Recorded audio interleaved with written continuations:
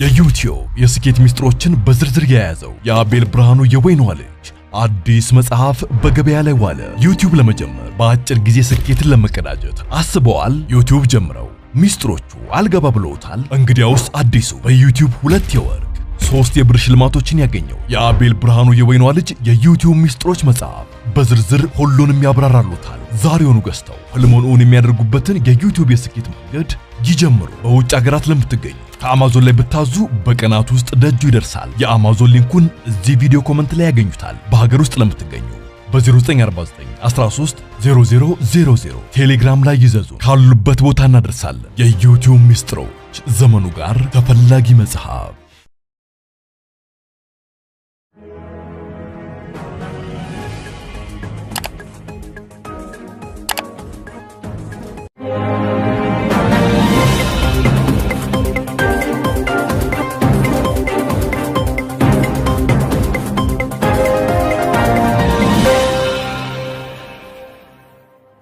ጤና ይስጥልኝ ክቡራትና ክቡራን የዩቲዩብ ቻናል ቤተሰቦች፣ ከወደ መቀሌ የተሰማ ሰበር ዜና አለ፣ አስደምጣችኋለሁ። አብረን እንከታተለው። ሰበር ዜና። የትግራይ ክልል ጊዜያዊ አስተዳደር ፕሬዝዳንት የሆኑት አቶ ጌታቸው ረዳ ሁኔታዎች እየከፉ በመሆናቸው ዓለም አቀፉ ህብረተሰብ ሁኔታውን እንዲገነዘበውና የፌዴራል መንግስቱ ጣልቃ እንዲገባ ሲሉ ጥያቄ አቀረቡ። በዶክተር ደብረጽዮን ገብረ ሚካኤል የሚመራው የህዝባዊ ወያኔ ሓርነት ትግራይ ህወሓት ታጣቂዎች የመፈንቅለ መንግስት እያከናወኑ መሆኑ የተገለጸ ሲሆን ይህንን ተከትሎ የትግራይ ክልል ጊዜያዊ አስተዳደር ፕሬዝዳንት የሆኑት አቶ ጌታቸው ረዳ ባወጡት መግለጫ የፌዴራል መንግስቱ ጣልቃ እንዲገባ ጠይቀዋል። የትግራይ ክልል ጊዜያዊ አስተዳደር ፕሬዝዳንት አቶ ጌታቸው ረዳ ዛሬ ባወጡት መግለጫ የፌዴራል መንግስት በጸጥታ ኃይል ስም በመንቀሳቀስ ላይ የሚገኙትን አካላት የአንድ ቡድን ተላላኪዎች እንጂ ህዝብና ጊዜያዊ አስተዳደሩን የማይወክሉ መሆናቸውን ተረድቶ አስፈላጊውን እገዛ በአስቸኳይ እንዲያደርግልን እንጠይቃለን ሲሉ አስቸኳይ መግለጫ አውጥተዋል። የፌዴራል መንግስት ህገወጥ አካሄድን በተከተለ ቡድን የፕሪቶሪያ የሰላም ስምምነት ፈርሶ ዳግም ወደ ጥፋት እየተገባ ዝም ብሎ መመልከት አይገባም ሲሉ አቶ ጌታቸው ረዳ አስቸኳይ ጥሪ ለፌዴራል መንግስቱ ያቀረቡ ሲሆን ጊዜያዊ አስተዳደሩ ለዓለም አቀፉ ማህበረሰብም ባስተላለፈው መልእክት ቡድኑና የቡድኑ ኃይሎች ወንጀሎቻቸውን ለመደበቅ ሲሉ የፕሪቶሪያውን የሰላም ስምምነት ሲያደፈርሱ ዓለም አቀፉ ህብረተሰብ በዝምታ ማየት የለበትም በማለት ገልጸዋል። የፌዴራል መንግስትና የዓለም አቀፉ ማህበረሰብ ቀድመው ተገቢውን ኃላፊነት ካልተወጡ ግን የትግራይ ህዝብ መወጣት ወደማይችለው ዳግም አስከፊ ጦርነት ይገባል ሲሉ የትግራይ ክልል ጊዜያዊ አስተዳደር ፕሬዝዳንት አቶ ጌታቸው ረዳ አስጠንቅቀዋል። ዛሬ ረፋዱን የሰጡት ይህ መግለጫ የወጣው በተለይም ደግሞ ህዝባዊ ወያኔ ሓርነት ትግራይ ህወሓት በዶክተር ደብረጽዮን ገብረ ሚካኤል እየተመራ አዲግራትን ጨምሮ መቀሌና በተለያዩ አካባቢዎች ወታደራዊ እንቅስቃሴ በማድረግ ተኩስ በመክፈትና ጊዜያዊ አስተዳደሩን ኃላፊዎች በማገት ከስልጣን ማንሳት መጀመሩን ተከትሎ ነው።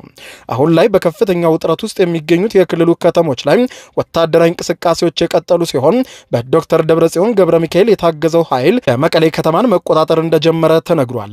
የትግራይ ክልል ጊዜያዊ አስተዳደር ፕሬዝዳንት የሆኑት አቶ ጌታቸው ረዳ የፌዴራል መንግስት በክልሉ ጣልቃ መግባትንም ጨምሮ የትኛውንም አይነት ድጋፍ ለማድረግ ከዚህ በኋላ በሩ ክፍት ነው በማለት ገልጸው አቶ ጌታቸው ረዳ የፕሪቶሪያው ስምምነት አካል የሆኑት የፌዴራል መንግስትና ዓለም አቀፉ ማህበረሰብ በትግራይ ያለው ሁኔታ እያሽቆለቆለ መምጣቱንና አደገኛ ሁኔታ ላይ መደረሱን ተገንዝበው በአስቸኳይ ድጋፍ እንዲያደርጉ ስንል ጥሪ እናቀርባለን ብለዋል። አቶ ጌታቸው ረዳ በጊዜያዊ አስተዳደሩ ስም ካወጡት መግለጫ በማስከተልም ከትግራይ ክልል ቴሌቪዥን ጋር ቃለ ምልልስ አድርገዋል።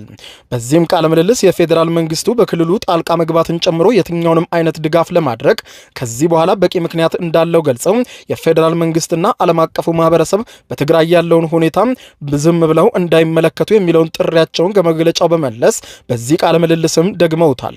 ከደቂቃዎች በፊት በትግራይ ቴሌቪዥን በተላለፈው መግለጫ የሰራዊቱ አመራሮች የታገዱት ከመንግስት ውሳኔ ውጪ መላ ህዝባችንንና ወጣቱን ወደ ግርግርና የጸጥታ ኃይላችንን ወደ እርስ በርስ ግጭት ብሎም ህዝባችንን ወደማይወጣበት አዘቅት የሚያስቀባ አደገኛ እንቅስቃሴ ባለመቆሙ ነው በማለት ገልጸው አመራሮቹ ውሳኔ ያሉትን ተግባራዊ ለማድረግ ሁሉንም እርምጃ መውሰድ በመጀመራቸው እንደታገዱ ገልጸዋል። በመንግስት መስሪያ ቤቶችም ሰብረው እየገቡ ነው። በትግራይ እየሆነ ያለው አሳዛኝ ነው። የጊዜያዊ አስተዳደሩ ኃላፊዎችንም በየቦታው እያነሱ ነው። ይህ ደግሞ በህዝብ ላይ ብቻ ሳይሆን በይበልጥም በራሱ በሰራዊቱ ውስጥም ውዥንብር ፈጥሯል በማለት ገልጸዋል። ጥያቄው ፕሬዝዳንቱን ወይም የካቢኔ አባላትን ከስልጣን የማንሳትና አለማንሳት አይደለም፣ ከሁሉም በላይ በፕሪቶሪያው ስምምነት የተገኘውን ትንሽዬ ሰላም የማስጠበቅ ነበረ በማለት ገልጸዋል። የውጭ ኃይሎች በዚህ ውስጥ ተሳታፊ ናቸው ብለን የምናምንበትም ምክንያት አለን ያሉት አቶ ጌታቸው ረዳ አሁንም ይህ ውሳኔ ይቆማል ብዬ ተስፋ አደርጋለሁ ብለዋል። የአዲግራት ከተማ ቢሮን ይዘዋል። ይህንን ለማድረግም ያቀዱት አዲግራት ላይ ብቻ ሳይሆን መቀሌ ላይም ለማድረግ ይፈልጋሉ። እንቅስቃሴውን በመቀሌ ተጀምሯል። የትግራይን ኃይል በመጠቀም የመንግስት መስሪያ ቤቶችን በህገወጡ የህወሓት አጀንዳ ስም መያዝ በፍጹም ተቀባይነት የሌለውና ወደ ተጨማሪ ጥፋት የሚያመራ ነው ብለዋል። እብደታቸውን ለማስቆም የቻልኩትን ሁሉ ለማድረግ በአሁን ሰዓት እየሞከርኩ ነው ያሉት አቶ ጌታቸው ረዳ እብደቱን የማስቆም አቅም አለኝ ወይ የሚለው ግን የተለየ ጉዳይ ነው ብለዋል። ነገር ግን ዓለም አቀፉ ማህበረሰብ ፌዴራል መንግስቱም ጣልቃ ገብቶ እነዚህን ሰዎች እብደት ላይ መሆናቸውን በአስቸኳይ ሊነግራቸው ይገባል፣ እየሆነ ያለው የከፋ ነው ብለዋል። ባስተላለፉት መልእክት የወረዳ ምክር ቤቶች እንደገና ሊዋቀሩ ይገባቸዋል የሚል ጥያቄ ይነሳል፣ በህግና በመመሪያ መፍታት እንደምንችል በግልጽ ተናግረናል በማለት ገልጸዋል። የጊዜያዊ አስተዳደሩ ሰላምና ጸጥታ ቢሮ ከተናገሯቸው እጅግ በጣም አስቂኝ ነገሮች አንዱ ጊዜያዊ አስተዳደሩ ህገወጥና ስርዓትን ለማስከበር በሚያደርገው ውሳኔ ላይ እንቅፋት ሆኗል የሚል ነው። ነገር ግን እነዚህ ሰዎች በህገወጥ የወርቅና የሰዎች ዝውውር ላይ የተሰማሩ ሰዎችን ወደ እስር ቤት ማስገባት የሚለውን ሐሳብ ሲቃወሙ ቆይተዋል። በትግራይ ህዝብ ላይ ለተፈጸመው ዘግናኝ ወንጀልም ምንም መፍትሄ ሳያበጁና አሁንም በየመንደሩ ማህተም መንጠቅና ህግና ስርዓትን እንደማስከበር ተደርጎ መወሰድ የለበትም በማለት ገልጸዋል። በኢትዮጵያና በኤርትራ መካከል ግጭት እንዲፈጠር አልፈልግም የሚሉት አቶ ጌታቸው ረዳ የሚፈጠር ከሆነም የትግራይ ህዝብ የገፈቱ ቀማሽ እንዲሆን አልፈልግም፣ የትግራይ ህዝብ በዚህ አይነት ውዥንብር ውስጥ እንዲገባም አልፈልግም፣ አንዳንድ ሰዎች ግን ይህንን ግምት ውስጥ ያስገቡት አይመስለኝም በማለት ገልጸዋል። ወይም የትኛውንም ክፍተት ለመጠቀም ያሰቡ ይመስላል እና እኔ ልለው የምችለው አንድ ነገር ነው። ማንም ሊገምተው ከሚችለው በላይ ሁኔታዎች አስከፊ ሆነዋል። የፌዴራል መንግስቱ በአስቸኳይ ጣልቃ እንዲገባ እንጠይቃለን ብለዋል አቶ ጌታቸው ረዳ ከደቂቃዎች በፊት በትግራይ ቴሌቪዥን በተላለፈ መግለጫቸው። ከዚህ ጋር በተገናኘ ክቡራን አድማጮች የእንግሊዙ መገናኛ ብዙሃን ብሪታንያ ብሮድካስቲንግ ኮርፖሬት ቢቢሲ በኢትዮጵያና በኤርትራ መካከል ያለውን ሁኔታ አስመልክቶ አንድ የፖለቲካ ተንታኝን አናግሯል። ቢቢሲ ባወጣው ዘገባ መሰረት የተለያዩ ጉዳዮችን ጠቅሶ እኚሁን የፖለቲካ ተንታኝ አሁን ያለው ወቅታዊ ሁኔታ ምንድነው ሲል ጠይቋቸዋል። የፖለቲካ ተንታኙ ያቀረቡበትን የቢቢሲን ዘገባ በማስከተል ልጋብዛችሁ። ጀነራል ጻድቃን ገብረትንሳኤ በኢትዮጵያና በኤርትራ መካከል ማንኛውም ቅጽበት ጦርነት ሊነሳ ይችላል በማለት አስጠንቅቀዋል። የትግራይ ክልል ጊዜያዊ አስተዳደር ፕሬዝዳንት አቶ ጌታቸው ረዳም በኢትዮጵያና ኤርትራ መካከል በግልጽ የሚታይ መቃቃር አለ፣ የኔ ስጋት ይህ ከቃላት አልፎ ወደ ጦርነት እንዳያድግ ነው ብለዋል። ለመሆኑ ጦርነት ሊነሳ የሚችልበት እድል ምን ያህል ነው?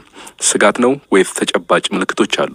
ተቀማጭነታቸውን እንግሊዝ ያደረጉትን የፖለቲካ ተንታኝ አብዱራህማን ሰይድ አቡ ሀሺምን አነጋግረናል። አዋጅ ነው፣ ከዛ የሚያንስ ነገር አይደለም ለማለት ነው። ሌላው ትግራይ ውስጥ የታየው የሰራዊት ኃላፊዎች እገዳ የሁለቱ የጊዜያዊ አስተዳደር መሪና የህወሓት መሪዎች ያለው ፍጥጫ ወደ መጨረሻ ፍጥጫ ደርሰው በማንኛውም ጊዜ ጦርነት ሊገቡ ይችላሉ። እዚህ ላይ እንግዲህ እንደሚታየው አንደኛው ኃይል ጌታቸው ረዳና የጻድቃን የሚመሩት ከኢትዮጵያ ጠቅላይ ሚኒስትር ጋራ የወገኑ ነው የሚመስሉት። ሌላው ኃይል ደግሞ የሚጠበቅበት ከኤርትራ አቋሙን ለማጠናከርና የትግራይ ተቀማብኝ ያለው ስልጣንን የማስመለስና ይህንን ሲሆን የሁለቱ ኃይሎች አንዱን ለአንዱን ሊያስወግድ ሲሞክር በቀጥታ የፌዴራል ኃይሉ ምናልባት በጌታቸው ረዳ ጥሪ ተደርጎለት ወይም ደግሞ ሰላም ለማስተባበል ብሎ ሊገባ ይችላል ትግራይ ውስጥ። እንደዛ ከሆነ እንግዲህ በቀጥታ ጦርነቱ ሊፈነዳ ይችላል። እሱ ሲሆን እንግዲህ የኢትዮጵያና የኤርትራ ጦርነት በውል ወይም በተግባር በመሬት ላይ ሊጀመር ይችላል። የሚያስፈራው ይሄን ነገር ወደ ሪጂናል ከኤርትራና ኢትዮጵያም አልፎ ሌላ ሪጂናል አክተርስ ደግሞ እንዳያመጣ ይፈራል። ኢማራቶቹም ከኢትዮጵያ ጠቅላይ ሚኒስትር ጋር ጥሩ ወዳጅነት እንዳላቸው ይታወቃል። እሱንም ይደግፉ ይሆናል። በሱዳን በኩልም ተቀናቃኝ ኃይሎቹ እዛ ያሉት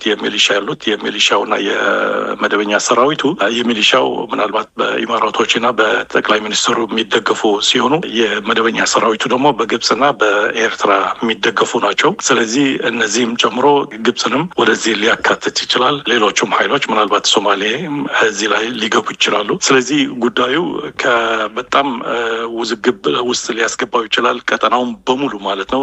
እሺ ያልተነሳ ይመስለኝ በኢትዮጵያ በኩል ምልክቶችን ገልጸውልናል። በኤርትራ በኩል ግን ያነሱት ነገር የለም። በኤርትራ በኩል ጦርነት ምልክት ሊባሉ የሚችሉ ያልተለመዱ ነገሮች ታይተዋል። ከታዩ ምንድናቸው? ኤርትራ ስርዓት ሚሊታራይዝድ አርጎታል አገሩን በሙሉ ጎረምሳው በሙሉ ልክ 11ኛ ክፍል ሲደርስ ሃይ ስኩል ወደ ጦር ካምፕ ነው የሚገባው።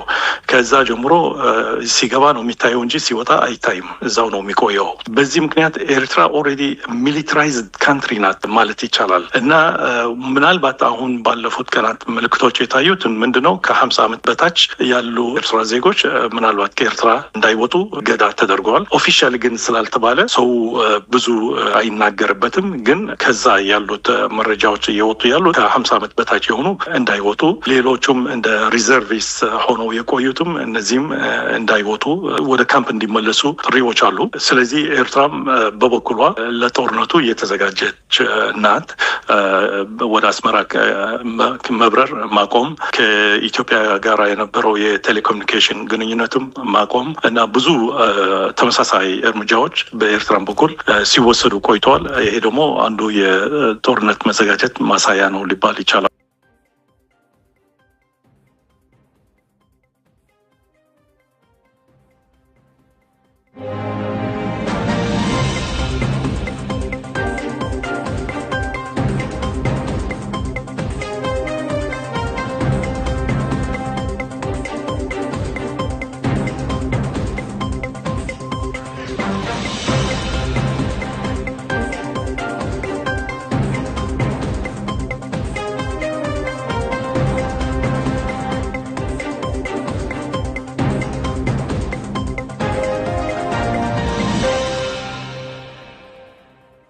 የዩቲዩብ የስኬት ሚስጥሮችን በዝርዝር የያዘው የአቤል ብርሃኑ የወይኗ ልጅ አዲስ መጽሐፍ በገበያ ላይ ዋለ። ዩቲዩብ ለመጀመር በአጭር ጊዜ ስኬትን ለመቀዳጀት አስበዋል? ዩቲዩብ ጀምረው ሚስጥሮቹ አልገባ ብለውታል? እንግዲያውስ አዲሱ በዩቲዩብ 2 የወርቅ 3 የብር ሽልማቶችን ያገኘው የአቤል ብርሃኑ የወይኗ ልጅ የዩቲዩብ ሚስጥሮች መጽሐፍ በዝርዝር ሁሉንም ያብራራሉታል። ዛሬውኑ ገዝተው ህልሞን እውን የሚያደርጉበትን የዩቲዩብ የስኬት መንገድ ይጀምሩ። በውጭ ሀገራት ለምትገኙ ከአማዞን ላይ ብታዙ በቀናት ውስጥ ደጁ ይደርሳል። የአማዞን ሊንኩን እዚህ ቪዲዮ ኮሜንት ላይ ያገኙታል። በሀገር ውስጥ ለምትገኙ በ0949 13 0000 ቴሌግራም ላይ ይዘዙ። ካሉበት ቦታ እናደርሳለን። የዩቲዩብ ሚስጥሮች ዘመኑ ጋር ተፈላጊ መጽሐፍ